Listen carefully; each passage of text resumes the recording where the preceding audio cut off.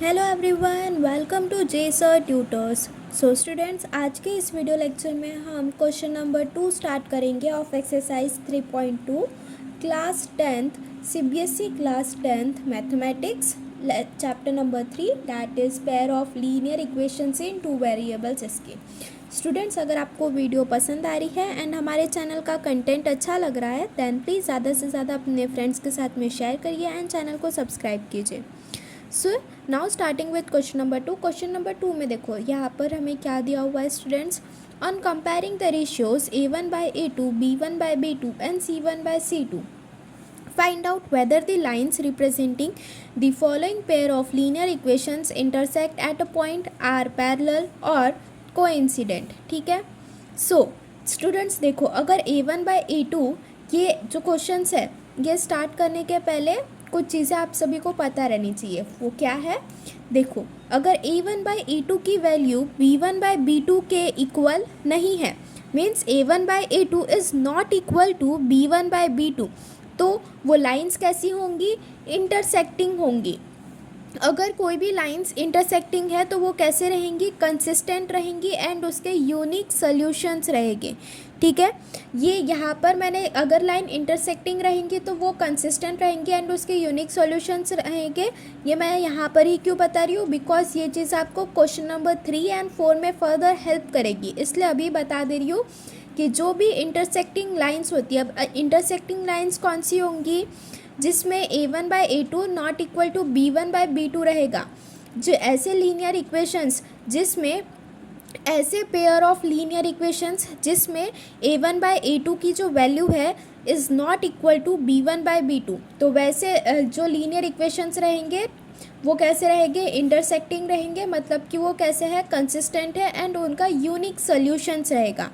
अगर जो pair of linear equations दिए हुए हमें उसमें अगर a1/a2 का वैल्यू b1/b2 के वैल्यू के बराबर आ गया एंड b1/b2 का वैल्यू c1/c2 के वैल्यू के बराबर आ गया, तो वो लाइन क्या करेंगी? एक दूसरे को कोइंसाइड करेंगी। मतलब ये एक लाइन है, उसके ऊपर में ही एक और लाइन आएंगी और इसके ऊपर में ही ये तीसरी लाइन आएंगी। सो ये सभी लाइन क्या कर रही है? एक के ऊपर में एक के ऊपर में एक के ऊपर में आ रही है, तो ये सभी की सभी लाइन क्या करेंगी? कोइंसाइड कर रही है। इंटरसेक्टिंग लाइन, सपोज ये पहली लाइन हो गई हमारी और ये दूसरी लाइन हो गई। सो ये दोनों लाइन क्या कर रहे हैं? एक दूसरे को इंटरसेक्ट कर रहे हैं एट अ पर्टिकुलर पॉइंट पे, जहाँ पर क्या होगा? हमारा a1/a2 का जो वैल्यू है वो b1/b2 के वैल्यू के बराबर नहीं होगा। कोइंसिडेंस या फिर कोइंसिडेंस लाइन में क्या होता है? a1/a2 का वैल्यू है it is equal to b1/b2 which is equals to c1/c2। अब ये जो कोइंसिडेंट लाइन होती है ये भी कैसी होती है? कंसिस्टेंट होती है एंड इनके बहुत सारे सॉल्यूशंस होते हैं। अब ये जो कोइंसिडेंट लाइन है इनके बहुत सारे सॉल्यूशंस कैसे हैं? बिकॉज ये जैसे 3 इक्वेशंस दी हुई है या फिर 2 इक्वेशंस दी हुई है, तो यहाँ पर क्या कर रहे हैं? सभी की लाइन एक के ऊपर एक के ऊपर एक के आ रही है, तो इसलिए इनके बहुत सारे सॉल्यूशंस जो है वो बनते हैं। अब वही अगर हम क्या करेंगे? a1/a2 का वैल्यू अगर b1/b2 के वैल्यू के बराबर आ रहा है, लेकिन b1/b2 का जो वैल्यू है वो c1/c2 के वैल्यू के बराबर नहीं आ रहा है, या फिर a1/a2 का वैल्यू c1/c2 के वैल्यू के बराबर नहीं है, तो वैसे पेयर ऑफ लीनियर इक्वेशंस कैसे होते हैं? पैरेलल होते हैं। जो पेयर ऑफ लीनियर इक्वेशंस ऐसे पैरेलल है, सपोज ये लाइन 1 हो गई, ये लाइन 2 हो गई, ये क्या हो गई? पैरेलल हो गए, जिसमें a1/a2 is equal to b1/b2 but it is not equal to c1/c2। तो ऐसे पेयर ऑफ लीनियर इक्वेशंस कैसे होते हैं? पैरेलल होते हैं। इसलिए ये कैसे हो गए? फिर जो पैरेलल होते हैं पेयर ऑफ लीनियर इक्वेशन वो कैसे होते हैं? इनकंसिस्टेंट होते हैं एंड उनका कोई सॉल्यूशन नहीं होता है। ठीक है, ये जो चीज़ें यहाँ पर ये इम्पॉर्टेंट है, ये याद रखना कि अगर हमें कभी भी पेयर ऑफ लीनियर इक्वेशन दिए हुए हैं उसमें अगर a1/a2 का वैल्यू b1/b2 के वैल्यू के बराबर नहीं आ रहा है तो वो लाइन कैसी है? इंटरसेक्टिंग है। अगर कोई भी पेयर ऑफ लीनियर इक्वेशंस जो है इंटरसेक्टिंग आ रहे हैं तो वो कैसे हो गए? कंसिस्टेंट हो गए एंड उनका यूनिक सोल्यूशन रहेगा। सेकेंड चीज़, अगर a1/a2 का value it is equal to b1/b2 which is equals to c1/c2, ये कैसे आ गए? कोइंसिडेंस आ गए हैं, कोइंसिडेंट हो गए हैं। तो ये कैसे हो गए, कंसिस्टेंट हो गए एंड इनके बहुत सारे सॉल्यूशंस होते हैं। एंड अगर a1/a2 का value is equal to b1/b2 but it is not equal to c1/c2, then वो पेयर ऑफ लीनियर इक्वेशंस कैसे हैं, पैरेलल है, मतलब कि वो कैसे हो गए, इनकंसिस्टेंट हो गए एंड इनका कोई सॉल्यूशन नहीं है। ठीक है, सो इसी के बेसिस पे जो हमारा क्वेश्चन नंबर 2, 3 एंड 4 जो है वो बेस्ड है। सो चलिए सॉल्व करते हैं क्वेश्चन नंबर 2। क्वेश्चन नंबर 2 का है, ये देखो फर्स्ट सब क्वेश्चन में यहाँ पर हमसे क्या कहा है, 5x - 4y + 8 = 0 and 7x + 6y - 9 = 0। यहाँ पर ये हमें दो लीनियर इक्वेशन दी हुई है। ठीक है, पहली वाले के अगर हम वैल्यूज़ ले लेंगे सो ये क्या हो गई, ये a1 b1 c1 हो गई। सेकेंड वाले इक्वेशन की वैल्यू क्या आ गई, a2 b2 c2 आ गई। सो देयरफॉर हियर a1 = 5 आया। पहले वाले इक्वेशन का वैल्यू अगर लिखेंगे हम, so here a1 = 5, b1 = -4 and c1 = 8 and a2 = 7, b2 = 6 and c2 = -9। So therefore हम क्या करेंगे, अभी सबसे पहले a1/a2 b1/b2 एंड c1/c2 का वैल्यू फाइंड आउट करेंगे। वैल्यू फाइंड आउट करने के बाद में देखेंगे कि कौन कौन सी वैल्यू किस किस के इक्वल आ रही है या फिर अनइक्वल आ रही है। देन उसके बाद में हम ये बता पाएंगे कि वो जो पेयर ऑफ लीनियर इक्वेशन है वो कैसे है, कोइंसिडेंट है या फिर पैरेलल है या फिर इंटरसेक्टिंग है। ठीक है, सो स्टूडेंट्स यहाँ पर देखो a1/a2 = 5/7 आया, b1/b2 कितना आ रहा है, -4/6 है। सो 2 2 ज़ा 4, 2 3 ज़ा 6। सो b1/b2 का वैल्यू कितना आ रहा है, -2/3 आ रहा है। एंड c1/c2 का वैल्यू कितना आ रहा है, 8/-9 आ रहा है। Since a1/a2 is not equal to b1/b2 not equal to c1/c2। So यहाँ पर क्या है, अगर मैंने अभी ऊपर में ही बताया था, यहाँ पर देखो अगर a1/a2 b1/b2 के बराबर नहीं है तो लाइंस कैसी है, इंटरसेक्टिंग है। So therefore the given pair of line will intersect. ठीक है, सिर्फ इतना ही सॉल्यूशन है, बिकॉज क्वेश्चन में हमसे यहाँ पर देखो क्या पूछा है कि find out whether the lines representing the following pair of linear equations intersect at a point are parallel or coincident। हमें ये consistent है या फिर यूनिक सॉल्यूशन है वो सब नहीं बताना है, सिर्फ यहाँ पर सिर्फ इतना बताना है कि यहाँ पर ये जो पेयर ऑफ लीनियर इक्वेशन हमें दिया हुआ है वो कैसा है, वो इंटरसेक्ट कर रहा है या फिर कोइंसिडेंट है या फिर एक दूसरे के पैरेलल है, वही चीज़ बतानी है। सो यहाँ पर देखो फर्स्ट में यहाँ पर a1/a2 b1/b2 और c1/c2 की जो वैल्यूज़ है वो एक दूसरे के इक्वल नहीं आ रही है। सो इसलिए यहाँ पर ये जो पेयर ऑफ लीनियर इक्वेशन दिया हुआ है ये क्या करेगा, एक दूसरे से इंटरसेक्ट करेगा। ठीक है, now moving forward toward second में देखो यहाँ पर हमसे क्या कहा है, 9x + 3y + 12 = 0, 18x + 6y + 24 = 0। Here a1 = 9, b1 = 3, c1 = 12 and a2 = 18, b2 = 6 and c2 = 24। Then next क्या करेंगे, वही हम सेम प्रोसीजर a1/a2 का वैल्यू फाइंड आउट करेंगे। सो देयरफॉर a1/a2 = 9/18, 9 2 ज़ा 18। सो 1/2 आया a1/a2 का वैल्यू, b1/b2 = 3/6। सो 3 2 ज़ा 6 होता है। सो b1/b2 का भी वैल्यू कितना आया, 1/2 आया। एंड c1/c2 की बात करेंगे सो 12/24 है, 12 2 ज़ा 24 होता है। सो c1/c2 का भी वैल्यू कितना आया, 1/2 आया। Since a1/a2 is equals to b1/b2 is equal to c1/c2, तो ये कैसे आ गए, ये सभी के सभी अगर a1/a2 की वैल्यू बराबर आ रही है b1/b2 के वैल्यू से एंड b1/b2 के बीच जो वैल्यू है वो इक्वल आ रही है c1/c2 के वैल्यू से, तो ये जो पेयर ऑफ लीनियर इक्वेशंस है या फिर जो गिवन पेयर ऑफ लाइन्स है वो क्या करेंगी, कोइंसाइड करेंगी, मतलब एक के ऊपर एक आएगी सभी लाइन्स। ठीक है, तो यहाँ पर हमारा जो सेकेंड सब क्वेश्चन है क्वेश्चन नंबर 2 का वो भी सॉल्व होता है। Now moving forward towards the third सब क्वेश्चन। थर्ड सब क्वेश्चन में यहाँ पर देखो स्टूडेंट्स हमसे क्या कहा है, 6x - 3y + 10 = 0 and 2x - y + 9 = 0। Here a1 = 6, b1 = -3, c1 = 10 and a2 = 2, b2 = -1 and c2 = 9। So therefore a1/a2 A1 by A2 का वैल्यू, A1 कितना है 6 है, A2 कितना है 2 है, सो 2 3 ज़ा 6, सो A1 बाय A2 का वैल्यू कितना आया 3 आया हमारे पास में। B1 बाय B2 के वैल्यू की बात करेंगे, सो -3 -1 माइनस माइनस कैंसल, सो B1 बाय B2 का भी वैल्यू 3 आया।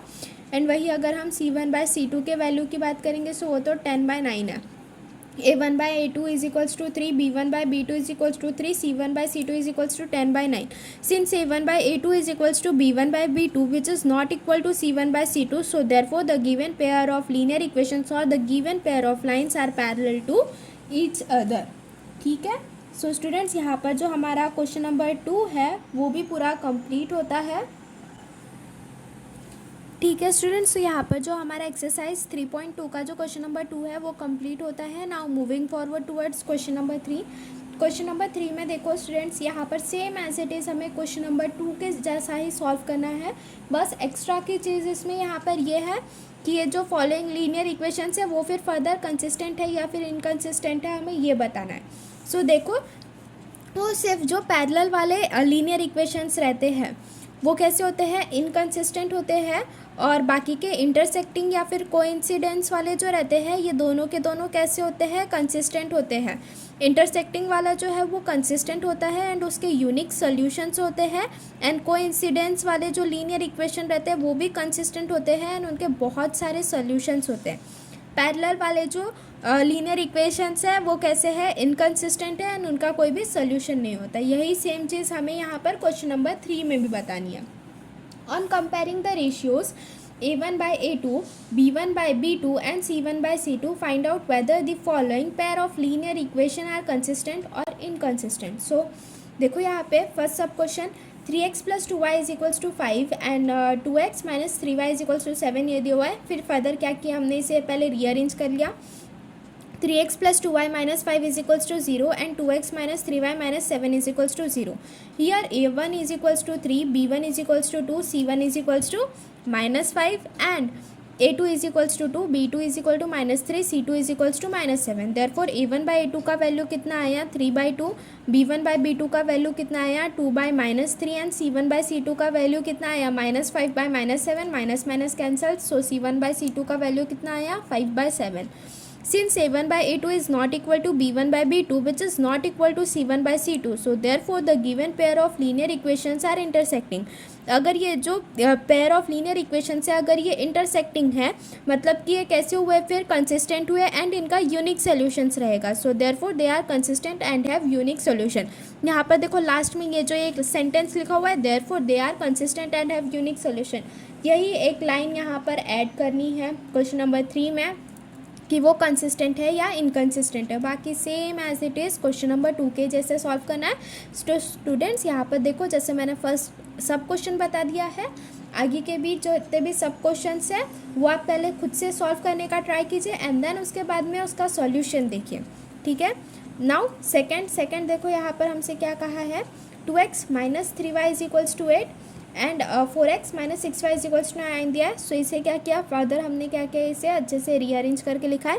सो ये क्या हो गया, 2x minus 3y minus 8 is equals to 0 हुआ and 4x minus 6y minus 9 is equals to 0 हुआ। Here A1 is equals to 2, B1 is equals to minus 3, C1 is equals to minus 8 and A2 is equals to 4, B2 is equals to minus 6 and C2 is equals to minus 9. Therefore A1 by A2 is equals to कितना आया, ये 2/4, 2 2 ज़ा 4 होता है। सो therefore A1 by A2 का value कितना आया 1/2 आया। B1 by B2 के वैल्यू की बात करेंगे which is equals to -3/-6, minus minus cancel होगा, 2 3 ज़ा 6, सो B1 by B2 का भी वैल्यू कितना आया 1/2 आया। एंड C1 by C2 के वैल्यू की बात करेंगे, सो -8/-9 होगा, माइनस माइनस कैंसिल, सो 8/9 आ जाएंगी C1 by C2 की value. Since A1 by A2 is equal to B1 by B2, which is not equal to C1 by C2, therefore the given pair of linear equations are parallel, so therefore they are inconsistent and have no solution. हमने अभी थोड़ी देर पहले ही देखा कि अगर pair of linear equations अगर parallel है वो तो वही सिर्फ इनकन्सिस्टेंट होते हैं। बाकी अगर pair of linear equation intersecting या फिर कोइंसिडेंस है तो वो सभी के सभी कैसे होते हैं, कंसिस्टेंट होते हैं।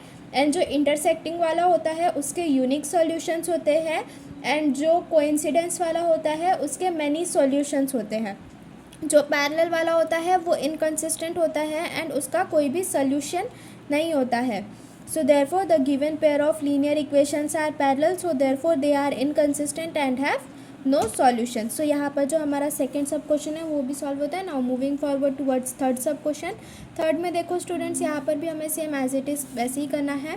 3/2x plus 5/3y is equals to 7 and 9x minus 10y is equals to 14. तो पहले क्या किया हमने, इसको रीअरेंज करके लिख लिया. 3/2x plus 5/3y minus 7 is equals to 0 and 9x minus 10y minus 14 is equals to 0. Here a1 is equals to 3/2, b1 is equals to 5/3 and c1 is equals to minus 7. a2 is equals to 9, b2 is equals to minus 7 and c2 is equals to 14. So therefore a1 by a2 का value कितना आया, a1 कितना दिया हुआ है 3/2. ये क्या हुआ a1 देखो यहाँ पर a1 बाई a2 का अगर हम वैल्यू फाइंड आउट करेंगे, सो a1 का वैल्यू कितना है 3/2 है इंटू a2 का वैल्यू कितना है 9 है. ठीक है, सो ये 3×3 = 9 होता है. सो ये क्या आ गया हमारा 1/6. सो a1 बाई a2 का वैल्यू कितना आ गया हमारे पास में 1/6 आ गया यहाँ पर. देन उसके बाद में हम b1 बाई b2 की बात करेंगे. सो b1 कितना दिया हुआ है 5/3 दिया हुआ है इंटू b2 कितना दिया हुआ है -10 दिया हुआ है. सो 5×2 = 10 होता है. सो ये क्या हो गया 1/3 इंटू -2 हुआ. सो ये क्या आ गया 1/-6 आ गया b1 बाई b2 का वैल्यू. एंड वही अगर हम c1 बाई c2 के वैल्यू की बात करेंगे, सो c1 का वैल्यू कितना है -7 है, c2 का value -14, minus minus cancer, 7×2 = 14. So therefore c1 by c2 का वैल्यू कितना आया 1/2 आया. Since a1 by a2 is not equal to b1 by b2 which is not equal to c1 by c2, so therefore the given pair of linear equations are intersecting. So therefore they are, अब यहाँ पर a1 by a2, b1 by b2, c1 by c2 का value देखो students यहाँ पर equal नहीं आ रहा है. a1 बाई a2 का कितना आया है 1/6 आया है, b1 बाई b2 का -1/6 आया है, c1 बाई c2 का 1/3 आया है. सो ये कैसे है a1 by a2, b1 by b2, c1 by c2 की वैल्यूज़ यहाँ पर इक्वल नहीं है. Since therefore the given pair of linear equations are intersecting, so therefore they are consistent and have many solutions and have unique solution. Sorry, यहाँ पर क्या आएगा unique solution. अगर pair of linear equations intersecting है तो उनका unique solutions होता है. अगर पेयर ऑफ लीनियर इक्वेशंस जो है वो इंटरसेक्टिंग है तो उनका क्या होता है यूनिक सॉल्यूशंस होता है. ठीक है, now moving forward towards the fourth सब क्वेश्चन. यहाँ पर देखो हमसे क्या कहा है फोर्थ में 5x minus 3y is equals to 7 and -10x plus 6y is equals to -22. इसे क्या करेंगे अभी हम रीअरेंज करके लिखेंगे.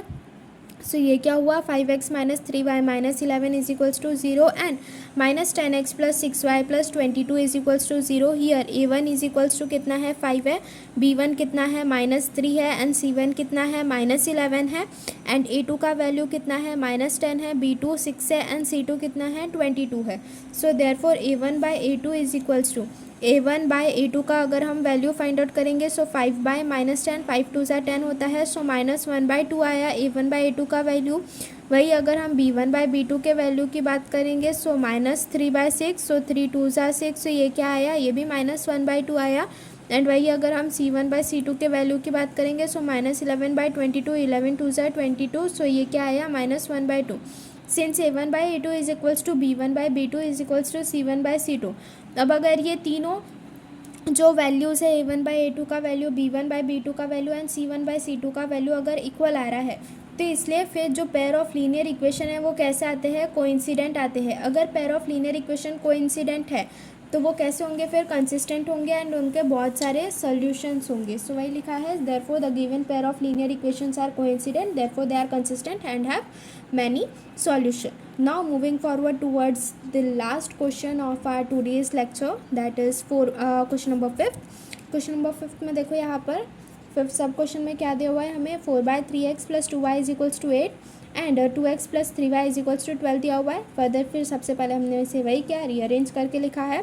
4/3x plus 2y minus 8 is equals to 0 and 2x plus 3y minus 12 is equals to 0. Here a1 is equals to 4/3, b1 is equals to 2, c1 is equals to -8, a2 is equals to 2, b2 is equal to 3 and c2 is equals to -12. So therefore a1 by a2 का value पूछ रहा है. सो a1 कितना है हमारा 4/3 है into a2 कितना है 2 है. सो 2×2 = 4. सो a1 by a2 का वैल्यू कितना आया 2/3 आया. नेक्स्ट क्या देखेंगे हम, b1/b2 का वैल्यू, b1/b2 का वैल्यू भी 2/3 है। देन c1/c2 का वैल्यू देखेंगे, -8/-12 करेंगे। सो माइनस माइनस तो कैंसिल होगा, 4 2 सा 8 होता है एंड 4 3 सा 12। सो देयरफॉर c1/c2 का भी वैल्यू कितना आया यहाँ पर, 2/3 आया। Since a1/a2 is equals to b1/b2 is equals to c1/c2, therefore the given pair of linear equations are coincident, therefore they have consistent and have many solution. अब यहाँ पर भी देखो, अगर a1/a2 b1/b2 c1/c2 इनका वैल्यू इक्वल आ रहा है तो ये कैसे हो गए, कोइंसिडेंस हो गए, एक के ऊपर एक आएंगे। और अगर ये जो पेयर ऑफ लीनियर इक्वेशन है वो अगर कोइंसिडेंट है, मतलब कि वो फिर कैसे हुए, कंसिस्टेंट हो गए और उनके बहुत सारे सॉल्यूशन होंगे। ठीक है। सो स्टूडेंट्स, आज के वीडियो लेक्चर के लिए बस इतना ही। If you like the video, please like, share and subscribe our channel, and if you are having any queries then do message in the comment box. Thank you.